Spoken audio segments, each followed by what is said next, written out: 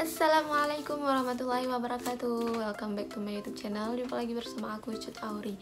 Nah, di video kali ini aku akan membahas mengenai tentang gimana sih biar dia itu jadi jodoh kita. Gimana sih biar dia itu tertarik sama kita.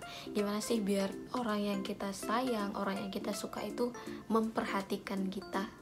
Nah, buat teman-teman yang penasaran, stay tune terus ya.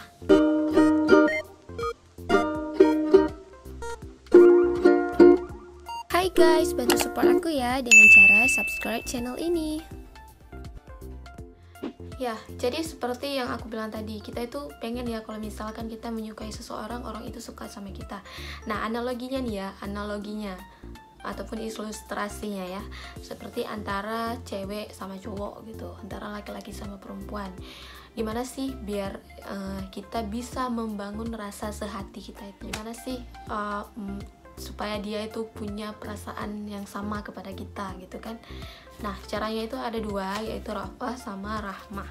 Rafah itu bisa dibilang artinya seperti gini, peka, pengertian. Jadi kalau misalkan dia si pasangan kita ataupun orang yang kita sayang itu sakit, kita peka. Oh, dia lagi sakit nih, gak perlu lah dia sampai bilang kepada kita kalau dia itu lagi sakit, tapi kita peka. Nah, kalau misalkan orang yang kita sayang sakit, pasti langsung dong kita itu bawa kue gitu, kasih perhatian yang lebih gitu. Otomatis yang si sakit ini pasti akan kelepek-kelepek. Nah, seperti itu kalau misalkan kita suka sama orang, kita ingin orang itu jadi milik kita, pastinya kita itu akan melakukan sebaik mungkin ya, sepeka mungkin lah, sepengertian mungkin. Kan peka itu pengertian ya, seperti yang dilakukan sama Rasulullah terhadap Aisyah, istrinya. Nah, kayak begitu. Rasulullah sangat mengerti kondisi Aisyah. Jadi Aisyah ini kalau misalkan dipuji, dia tuh akan malu, dan saat malu pipi Aisyah itu wajahnya tuh merah. Jadi makanya dibilang ya Humaira, kemerah-merahan gitu. Emang dia nyata merahnya, bukan merah gara-gara belasan ya. Nah, Aisyah ketika marah dia akan bilang wa Rabbi Ibrahim. Kenapa wa Rabbi Ibrahim? Itu pertanda kalau misalkan Aisyah lagi marah. Demi Tuhan ya Ibrahim, demi Tuhan ya. Sebaliknya kalau misalkan Aisyah lagi senang, lagi happy, dia akan bilang wa Rabbi Muhammad, demi Tuhan ya Muhammad gitu. Nah, pada suatu hari Aisyah nanya kepada Nabi Muhammad SAW, ya Nabi, apakah engkau tahu, apakah engkau bisa membedakan antara aku marah sama aku lagi senang gitu, antara aku lagi happy atau lagi ngambek gitu? Nabi Muhammad menjawab, tentu aku tahu. Kalau misalkan engkau lagi marah wahai Aisyah, engkau selalu akan menyebutkan wa Rabbi Ibrahim, wa Rabbi Ibrahim. Kalau misalkan engkau sedang senang, happy, engkau akan menyebutkan wa Rabbi Muhammad, engkau akan menyebutkan aku. Pada saat itu Aisyah tes kepekaan Nabi, seberapa peka Nabi gitu sama dia kan. Ya namanya Nabi pasti peka banget dong. Emang kita. Jadi gini, kalau misalkan kita itu mau berhubungan sama seseorang, mau baik sama seseorang, kita pasti akan tahu apa yang dia nggak suka, apa dia yang buat dia bete, gimana yang buat dia ilfil gitu. Jadi kita bisa memperbaiki. Kalau misalkan dia nggak suka kayak gini, jangan lakukan itu. Oh, dia nggak suka kayak ini, jangan lakukan itu. Jadi Nabi Muhammad itu sangat menjaga perasaan-perasaan orang-orang yang dia kenal, orang-orang yang dia jumpai. Jadi nggak pernah ada perselisihan sedikit. Di sini kita itu dibutuhkan untuk saling empati ya, saling memikirkan perasaan orang lain. Mau dia satu sekolah sama kita, mau dia satu kampus sama kita, mau dia satu kampung sama kita, mau dia beda kampung sama kita, mau dia satu agama sama kita, mau dia beda agama sama kita, non muslim ya. Jadi kita emang harus saling menjaga gitu, saling menjaga perasaan. Karena hal seperti itu Allah sangat menjaga kita, sangat ngejaga, sampai Allah mengatakan janganlah kalian mencela Tuhan-Tuhan mereka, sehingga mereka mencela Tuhan-Tuhan kalian tanpa mereka pahami. Jadi saling menjaga antara non muslim gitu. Oh, kalau misalkan dia duluan jahat sama kita, oh kalau misalkan dia duluan yang ngejek-ngejek kita, oh kalau misalkan dia duluan yang ngata-ngatain kita, ya kita balas dengan kebaikan. Tuh katanya kan Islam itu emang agama yang terbaik gitu. Jangan sampai kita cuma berkoar-koar doang, agama Islam itu agak baik, agama Islam itu lembut, agama Islam itu ini, agama Islam itu, tapi kita itu masih kasar, masih akhlaknya nggak bagus, masih suka ngejelek-jelekin. Nabi Muhammad itu nggak pernah ngajarin seperti itu, dan hal seperti itu dilarang ya dalam Al-Quran. Seperti sama halnya dengan agamamu untukmu, agamaku untukku. Jadi emang kita itu dijaga, emang sangat dijaga. Jadi jangan pernah merusak hanya karena hal-hal yang kalian sepelekan mungkin. Jadi ini jadi pelajaran, hal yang kalian sepelekan bagi orang tersebut mungkin serius. Jadi jangan pernah merusak syariat-syariat mereka sehingga mereka nggak merusak syariat-syariat kita gitu. Tetap berlaku dengan baik, tetap berlaku dengan ya sewajarnya antara ya sesama manusia, sesama hamba. Tapi kalau misalkan untuk urusan agama ya nggak usah ikut campur gitu. Kalau misalkan kita merasa kita itu bisa, ya jangan sampai gimana ya, kalau misalkan kita tahu nih oh kayak gini, ya udah berakhlakul yang baik, akhlak yang mulia gitu, buat contoh-contoh yang baik sehingga mereka oh betul agama ini bagus, oh betul agama Islam itu luar biasa, ayo kita kesini aja. Tapi kalau misalkan kalian kasih, misalnya nih kita kasih contoh yang nggak baik, ya ngapain ke situ, sama aja, bahkan mereka lebih buruk daripada kita, kan gitu. Ini semua sekarang itu ada berdasarkan contohnya. Jadi ya intinya kita tunjukkan contoh-contoh yang baik. Islam itu baik, sunnah itu baik, Nabi itu sifatnya uswatun hasanah. Jadi tunjukkan yang betul-betul baik, tunjukkan yang betul-betul emang kita itu orang yang baik gitu, agama ya emang terbaik. Jadi contohkan, jangan pernah membenci. Nah, kalau kita mengaku kita itu muslim, kita itu udah punya tanggung jawab untuk menjaga, untuk mencontohi, untuk menunjukkan betapa indahnya Islam itu. Nih ya contohnya, misalnya nih aku bercadar, jadi aku punya tanggung jawab untuk menjaga cadar ini. Jangan sampai nanti aku bercadar kayak gini, kelakuanku masih aneh gitu, masih kayak suka melakukan hal-hal yang dilarang sama Allah lainnya gitu. Jangan, kita itu udah pakai jilbab syar'i, udah pakai pakaian, punya tanggung jawab. Jadi bukan masalah oh udah pakai cadar harus baik ya, udah pakai jilbab syar'i, udah pakai baju syar'i harus bersikap baik ya. Ya, bersikap baik itu emang harus. Tapi kalau misalkan kita kalau kita mikir nih, oh dia udah pakai jilbab syar'i pasti dia itu udah alim. Jangan. Ataupun oh dia udah pakai jilbab syar'i tapi akhlaknya masih nggak bagus. Jangan, karena akhlak sama jilbab syar'i itu berbeda. Cuman kalau misalkan kita itu mau diri kita dari pribadi kita, oh aku mau pakai jilbab syar'i nih, otomatis kelakuan aku harus aku jaga dong sedikit. Oh aku udah pakai cadar nih, otomatis kelakuan aku, akhlak aku harus lebih baik lagi dong gitu, karena punya tanggung jawab gitu. Jadi semoga teman-teman ngerti ya maksudnya. Semua ayo hijrah, ayo ngaji, ayo pelajari semua hukum-hukum syariah Islam. Insya Allah nanti kelakuan kita itu akan jadi lebih baik. Nah kalau misalkan ada yang bilang aku belum siap untuk pakai hijab, nanti aja. Emang kalian yakin besok kalian masih hidup? Kalian akan hidup sampai tua? Jadi ayo hijrah, ayo ayo pakai jilbab, ayo tutup aurat. Ada juga nih yang kita ngaji, misalnya kita udah ngaji nih, nah pulang ke rumah terus ataupun jumpa sama teman-teman kita itu udah merasa ahli surga, udah merasa banyak ilmu, itu nggak boleh juga. Jangan nanti pas jumpa sama kawan, oh kamu ini nggak boleh kayak gini, oh ini kamu nih neraka nih, aku doang yang surga, nggak boleh kayak gitu. Kalau misalkan kalian udah kayak gitu, berarti kalian udah nasiran dong, udah melewati satu batasan yaitu basyiran. Kita itu harus basyiran dulu. Kalau misalkan udah basyiran aja semuanya, tetap aja baru nasiran. Jadi jangan langsung pas orang ngelakuin satu kesalahan langsung kamu ini ahli neraka kamu. Ya walaupun sebenarnya itu salah, tapi jangan langsung kayak begitu. Tabayun dulu, cari tahu dulu, kenalan dulu, ta'aruf dulu gitu. Misalnya nih kayak contoh, kita baru sekali doang Nabi Nuh itu 900 tahun lebih baru naziran.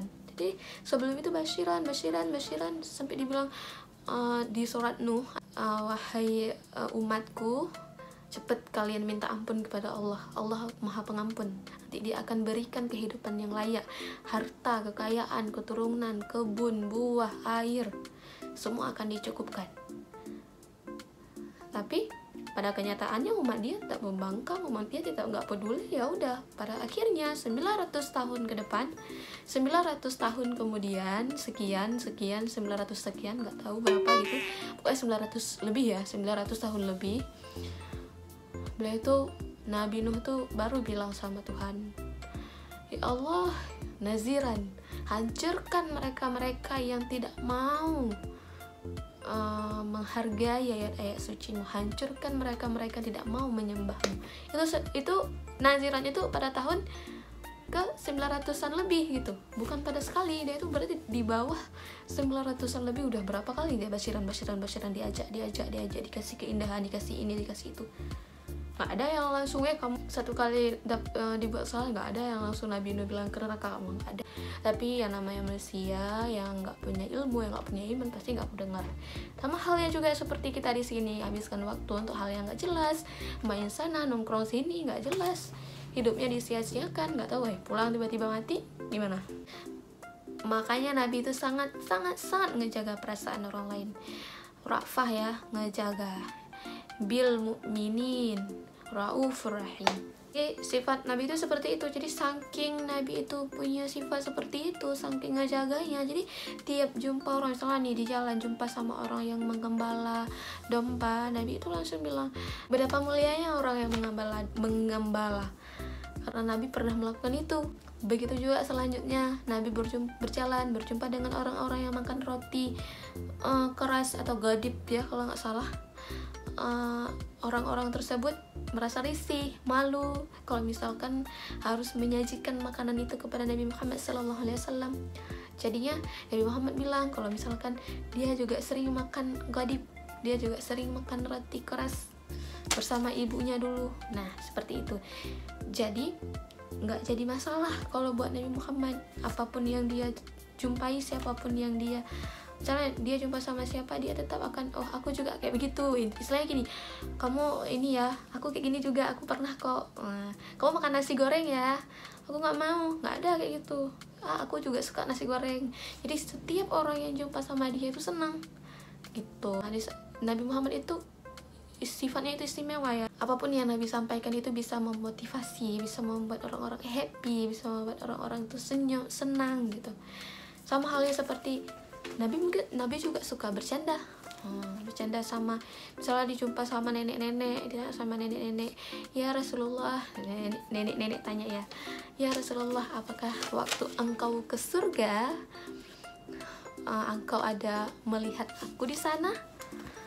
Nabi Allah menjawab, tidak nek, di surga itu nggak ada nenek-nenek kayak gitu. Udah sedih neneknya ya, sebelum nenek itu nangis sampai unfollow nanti. Dia bilang, ya enggak nek, karena di surga nenek nanti muda lagi. Ya senang kali neneknya, katanya dia di surga nanti muda lagi. Seperti itu ya. Pada suatu hari Ali duduk makan sama Nabi Muhammad. Ya namanya juga Ali ya, dia tuh suka bercanda, dia suka ngegodain Nabi Muhammad. Jadi orang tuh lagi makan, entah makan pakai ayam ataupun ikan, yang jelas ada tulangnya. Jadi tulang yang dimakan sama Ali, ikan yang tulang bekas-bekas, tulang-tulang yang dimakan yang ada di piring Ali taruh ke dalam piring Nabi Muhammad. Jadi pas sudah habis, Ali itu nyorakin Nabi Muhammad gitu, Muhammad, makannya banyak banget gitu, sampai tulangnya numpuk di piringnya. Lantas Nabi Muhammad jawab apa? Ya Ali, tulang-tulangnya dihabisin. Kayak begitu ya. Jadi setiap mereka itu memotivasi. Nah, jadi yang intinya kita itu harus menjaga perasaan orang lain. Jangan sampai nanti bukan masalah, oh sekarang itu udah tren kayak begini mungkin ya. Kalau misalkan kita dikatain, kita itu ambil perasaan, langsung baper, bawa perasaan. Nah jadi terjadi masalah lah seperti ini. Jadi semenjak ada kata baper, kita itu hilang untuk menghargai perasaan orang lain. Kita itu nggak pernah menghargai perasaan orang lain lagi. Kita menanyakan hal-hal pribadi dia, kita malah membandingkan fisik dia. Jadi gimana ya, kalau misalnya aku pribadi ya, ada dua hal yang nggak bisa dibercandain kalau sama aku ya. Mungkin orang-orang terdekat aku kenal sama aku, tahu sifat aku kayak gimana. Jadi kalau menurut aku dua hal yang gak bisa dibercandain, karena kalau aku pribadi kena kayak gitu aku baper, berperasaan. Tapi kalau misalkan udah berperasaan kayak gimana, kalian tahu nggak hati aku kayak gimana gitu ya, maksudnya gimana ya, kayak ngena aja gitu kalau misalnya dua hal ini. Apa itu? Hal yang pertama, meremehkan fisik seseorang. Hal yang kedua, menanyakan privasi seseorang. Jadi hal yang pertama itu meremehkan fisik. Gimana? Oh dia tuh gendut banget, oh dia tuh berjerawat banget, oh dia tuh hitam banget, oh bla bla bla bla, pokoknya masalah fisik ya, itu nggak suka. Masalahnya gini loh, fisik itu bukan kita yang ciptain, fisik itu Allah yang ciptain, cuman kita ngejaga aja gitu, merawat yang udah Allah titipkan untuk kita. Jangan sombong. Aku itu nggak suka ya, kalau itu nggak suka banget. Yang kedua, masalah privasi, nggak usah ditanyain sampai ke semua ujung pribadi dia ditanyain, nggak usah. Coba deh, kalau nggak ada obrolan lain lebih baik diam gitu. Ataupun kalau misalkan pengen ditanyain tentang agama, apa yang tanya dia kapan nikah lah, gaji kamu berapa lah, nggak perlu dibahas masalah pribadi, nggak usah gitu ya, nggak usah. Apalagi kalau misalkan hal-hal yang sensitif kayak gitu, yang buat orang kepikiran. Misalnya kalau misalnya kita tanya pembahasan sekarang yang paling banyak itu kapan nikah gitu, mana tahu dia kapan nikah, kan udah disebutkan jodoh, rezeki, maut, itu emang udah Allah tentukan. Jadi nggak bisa, oh aku mau nikah besok, harus besok nikah, nggak bisa. Emang udah kodratnya seperti itu, emang udah ketentuan Allah seperti itu. Apa yang kita mau tanyakan kapan nikah? Kalau misalkan nanti kamu ditanya balik kapan mati, gimana? Kapan kamu mati? Kan nggak tahu. Makanya itulah salah satu contoh untuk menjaga perasaan orang lain. Itu perasaan itu nggak mesti sama pasangan, nggak semesti sama orang yang suka kita cintai, kayak itu nggak mesti. Sama keluarga, sama adik, sama kakak, sama orang tua, sama teman, sama sahabat, sama guru, kayak gitu. Jadi saling menjaga perasaan itu lebih baik daripada kita itu saling ngejudge. Jangan gimana ya, apalagi kalau misalkan nggak kenal, saudara bukan, temen bukan, cuman ada di sosial media komen, kak kapan ini, kak kapan itu. Please, kamu tuh bukan siapa-siapa gitu loh. Oke? Nah, cukup sekian video kali ini. Ambil yang baiknya, buang yang buruknya. Buat teman-teman semua, jangan lupa like, comment, and subscribe channel aku agar aku tambah semangat lagi untuk upload video-video berikutnya. Dan jangan lupa juga nyalain lonceng notifikasinya agar teman-teman gak ketinggalan video-video aku berikutnya. Share video-video ini ke semua sosial media kalian. Semoga ini bermanfaat untuk yang lainnya. Oke, see you next video. Bye-bye. Assalamualaikum.